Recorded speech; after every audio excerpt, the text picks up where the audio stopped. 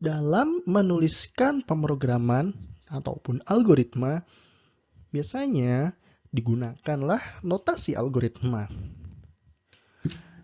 Nah, para ilmuwan komputer biasanya nih lebih suka menuliskan algoritma dalam notasi yang lebih praktis, yaitu notasi pseudocode. Pseudocode sendiri artinya semu atau tidak sebenarnya. Dan ini notasi yang mirip-mirip dengan bahasa pemrograman tingkat tinggi. Lalu gimana sih sebenarnya pseudocode itu sendiri? Yuk, mari kita belajar.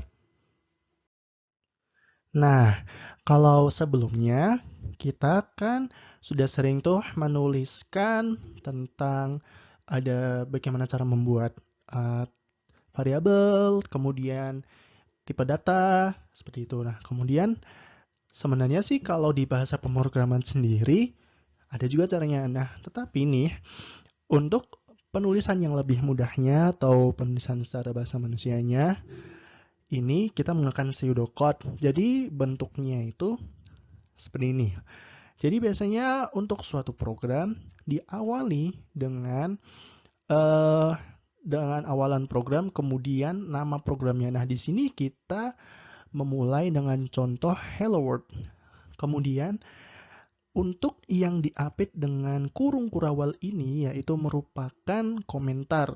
Artinya itu boleh kita tuliskan apapun yang bisa membuat kita paham. Nah, setelah program, kita perlu mendeklarasikan sesuatu. Karena di contoh Hello World ini tidak memerlukan variabel apapun, maka tidak ada deklarasi atau variabel yang dideklarasikan. Kemudian algoritmanya nih, nah itu baru langkah-langkah proses mengerjakan suatu persoalan gitu ya, untuk menyelesaikan persoalan. Nah, di sini karena programnya namanya Hello World, kita cukup menuliskan write saja agar di layar muncul tulisan Hello World. Kemudian untuk di contoh yang selanjutnya ini, kita akan menghitung luas persegi. Nah, di sini kita kasih nama programnya yaitu dengan nama luas persegi. Dengan di sini sebenarnya kalau yang di bawahnya program ini merupakan acuan bagi kita untuk menuliskan uh, untuk mengetahui program ini tuh gimana sih jalannya. Kemudian di sini ada deklarasi. Nah, karena luas persegi kan ada panjang, ada lebar, ada luasnya. Nah, oleh karena itu, kita berarti butuh 3 variabel nih untuk menampung nilai luas persegi. Yang pertama yaitu panjang, atau saya representasikan di sini dengan variabel A. Kemudian untuk lebarnya itu B, dan yang luasnya C. Nah, kemudian untuk algoritmanya sendiri, kita perlu mengetahui kan panjang dan lebarnya itu berapa. Oleh karena itu, kita menginisialisasi variabel A dengan angka 3, variabel B dengan angka 5. Ini yaitu untuk uh, memberikan nilai pada dua variabel ini. Nah, ini saya ingin memberikan nilai 3 dan juga 5. Kemudian, karena rumus luas persegi itu tinggal dikalikan saja antara panjang dan lebarnya, maka di sini saya menuliskan C ini, variabel C, di assign atau diinisialisasi dengan perkalian dari A kali B atau panjang kali lebarnya. Kemudian, untuk menampilkan di layar, kita bisa langsung aja write C, karena C ini sudah merupakan luasnya tadi.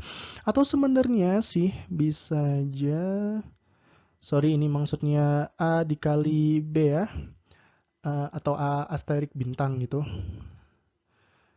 Yang bentuknya kayak gini, gitu. A dikali B, gitu. Kemudian lanjut dengan sini menghitung gaji karyawan.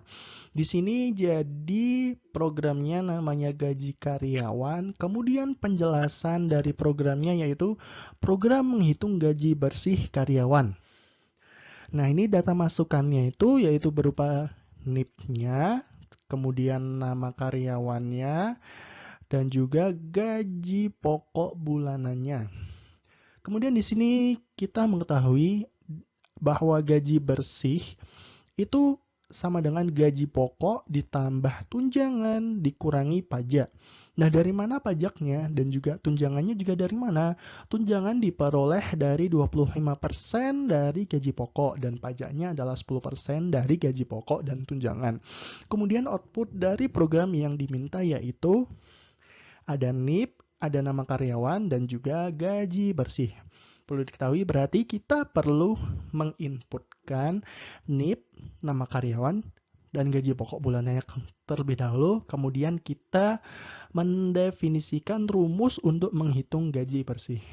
Nah, untuk deklarasi variabelnya sendiri nih, nah, ini ada yang pertama ada konstanta, persen tunjangan, dan juga persen pajak. Kenapa di sini? Karena tunjangannya yaitu 25% dari gaji pokok, ya, dan persen pajaknya yaitu 10% dari gaji pokok. Kemudian kita punya variabel nama karyawan yang tipe datanya yaitu string. Kemudian ada NIP integer dan juga gaji pokok, tunjangan, pajak, gaji bersih yaitu dengan tipe data real. Kemudian algoritmanya kita pertama tinggal membaca input dari keyboard atau input dari si user ini dengan menuliskan notasi yaitu read. Nah, yang mau dibaca apa? Oh, ternyata NIP, nama karyawan, dan juga gaji pokoknya. Kemudian setelah user menginputkan tiga hal tersebut, kemudian kita perlu menghitung tunjangannya. Nah, tunjangannya tadi rumusnya kan berapa? 25% dikali gaji pokok. Oleh karena itu kita tinggal mengassign tunjangan ini dengan persen tunjangan dikali gaji pokok. Tadi kita sudah mendefinisikan persen tunjangannya itu sebesar 0,25%. Kemudian selanjutnya pajak yaitu persen pajak dikali dengan gaji pokok ditambah tunjangan. Ya, kenapa ditambah tunjangan? Iya, karena ini gaji totalnya yang dihitung ya, setelah ditambah tunjangan. Kemudian di persen, berarti kali 10% pajaknya dan menghasilkan pajak. Dan gaji bersihnya yaitu sesuai dengan rumus tadi, yaitu gaji pokok ditambah tunjangan dikurangi pajak. Kemudian langsung aja kita bisa menampilkan hasilnya ke layar dengan notasi write begini dengan tercetak tebal. Kemudian yang kita tampilkan yaitu ada NIP, ada nama karyawan, dan gaji bersih. Ini sesuai dengan permintaan di awal program. Oke, demikian. Semoga langkah awal belajar Sedoket ini memahami untuk belajar yang selanjutnya. Terima kasih dan selamat belajar.